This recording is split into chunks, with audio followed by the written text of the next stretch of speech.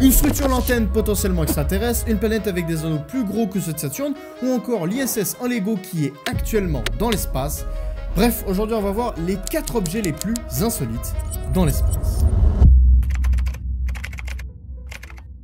Le 1er février 2020 est sorti dans quasiment toutes les boutiques de jouets possibles et imaginables, le set Lego ISS. Ce projet a été lancé par une seule personne sur le site Lego Ideas, puis sélectionné par Lego eux-mêmes pour en faire un produit fini sur leur catalogue de vente. D'ailleurs, Lego Ideas a propulsé bien d'autres sets Lego, comme par exemple le set Lego Saturn V qui est juste derrière moi. Mais bon, bien que le set Lego ne soit qu'arrivé qu'en 2020, il n'est néanmoins pas la première recréation de l'ISS en Lego. Loin de là. En 2012, Lego s'est associé à la NASA pour lancer une version Lego de la Station Spatiale Internationale à bord de la vraie. Et celui qui l'a construit n'est autre qu'un certain Satoru Furukawa. Il l'a ainsi construit en 2 heures sous boîte à gants pour éviter de perdre les pièces et que ça devienne potentiellement un danger pour les autres astronautes, soyons d'accord. Et cette réplique n'était pas juste là pour tout simplement faire joli et tout simplement contribuer à cette participation.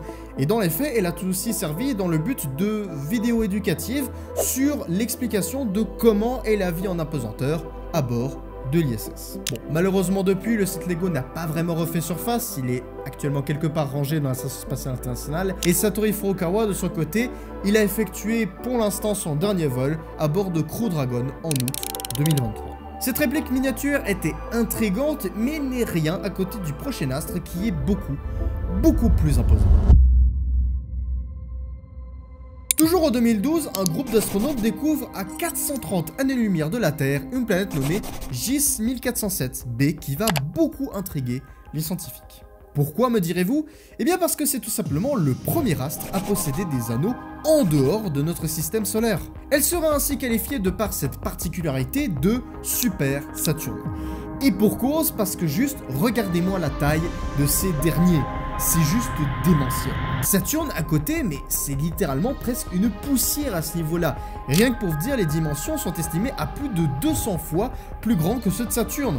Ce qui équivaudrait littéralement la distance entre Jupiter et Saturne. Et c'était tellement démentiel que les astronomes n'étaient pas vraiment conquis par cette idée de Super Saturne avec des anneaux complètement démentiels. Il y avait notamment l'hypothèse d'un nuage de gaz qui serait passé lors des observations, mais finalement, les anneaux sont restés la seule et meilleure hypothèse encore à ce stade. Mais depuis sa découverte, des chercheurs tentent toujours d'expliquer comme quoi il s'agirait, comme par exemple d'une naine brune avec son disque protoplanétaire par exemple. Mais malgré tout, et tous les efforts qui ont été donnés après les observations, pour l'heure, les anneaux restent toujours d'actualité et ça restera un mystère non résolu. Mais des mystères comme ça, il en existe aussi un tas d'autres, mais aussi encore plus folles, comme celle notamment en lien avec Stanley Kubrick. Alors celui-ci, vous allez me dire que c'est tout bonnement impossible, mais faut me croire, l'objet en question est bel et bien relié à Stanley Kubrick. En 1975, après avoir réalisé le brillantissime 2001 l'Odyssée de l'espace, Kubrick se heurte à un énorme problème. Lors du tournage de Barry Lyndon, il doit réaliser cette scène précise éclairée uniquement à l'aide de bougies. Seulement, les pellicules de l'époque avaient une sensibilité plutôt médiocre par rapport à ce qu'on a aujourd'hui. Et je vous en parle même pas des optiques qui à l'époque avaient une luminosité complètement catastrophique. Mais à cette époque, il existait tout de même un nombre très limité d'optiques qui avaient des caractéristiques relevant presque de l'impossible. Et devinez quoi? Qui possédait de tels mastodontes? Eh bien oui, la NASA.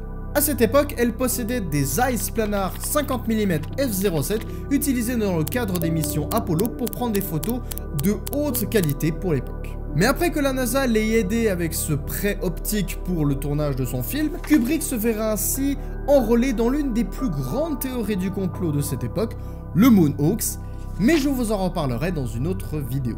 Bref, cette histoire, elle est complètement folle, mais elle n'est pas aussi mystérieuse que la prochaine histoire. En 2015, un astrophysicien du nom de Tabetha Boyidjian découvre d'étranges variations lumineuses autour de l'étoile KSC 8462852. Alors, il fallait déjà savoir au préalable que cette étoile, elle était déjà bizarre puisqu'elle avait déjà perdu au moins plus de une bonne partie de son intensité lumineuse sur presque un siècle d'observation. En plus, s'ajoutant aussi à cela des petites variations qui peuvent aller tout simplement de quelques pourcents à jusqu'à 22% et le tout de façon irrégulière. Et à partir de ce moment-là, les astronomes vont essayer de trouver une explication rationnelle à ce phénomène. La théorie d'une grande planète qui posséderait des anneaux géants à la manière de G1407b est complètement exclue puisque pour bloquer aussi peu de lumière sur une période aussi grosse, c'est juste pas possible. Idem également pour l'idée d'un disque protoplanétaire puisque l'étoile, elle est bien trop vieille pour en avoir encore un. Et Tabeta, en surveillant ça, il s'est dit mais qu'est-ce que c'est que ce bordel? Et du coup, il va tout simplement publier une revue scientifique sur le sujet. Of all the bad ideas we had, this one was the best. And so we went ahead and published our findings. Now let me tell you, this was one of the hardest papers I ever wrote. Scientists are meant to publish results, and this situation was far from that. And so we decided to give it a catchy title. And we called it Where's the Flux? I will let you work out the acronym. Et depuis la publication, d'autres idées vont commencer à émerger, plus farfelues que d'autres, comme par exemple l'idée qu'il s'agirait peut-être même d'une structure entièrement construite par les extraterrestres et qui engloberait l'étoile, une première sphère de Dyson. Et si l'hypothèse s'avère être vraie, on serait là face à un premier contact avec la civilisation intelligente extraterrestre. Et peut-être même qu'il s'agirait d'un moyen pour eux de témoigner leur existence. Mais en 2018, une théorie beaucoup plus fiable finira par tomber. Et dans les faits, il se pourrait bel et bien qu'il s'agisse de poussière. Les chercheurs de la NASA ont fini par constater que la lumière infrarouge émise par l'étoile diminue beaucoup moins par rapport aux ultraviolets émises par cette dernière. Et que tout objet plus gros que des particules de poussière diminuerait de la même manière toutes les longueurs d'onde de la lumière lorsqu'il passerait devant l'étoile de Tabi. En gros, pour résumer, la baisse d'intensité lumineuse est également identique à celle de poussière et de gaz cosmique qui serait autour de l'étoile, mais aussi également entre la Terre et l'étoile en question. Mais pour ce qui en est à l'origine de tout ça, pour l'heure, ça reste encore flou. Et on n'a toujours aucune explication à ce phénomène. Et c'est sur ces belles paroles que l'on va se quitter. Merci encore d'avoir regardé jusqu'au bout. Et si vous voulez avoir d'autres vidéos, n'hésitez pas aussi également à regarder celle-ci où je vous parle du problème avec Elon Musk et de Starlink.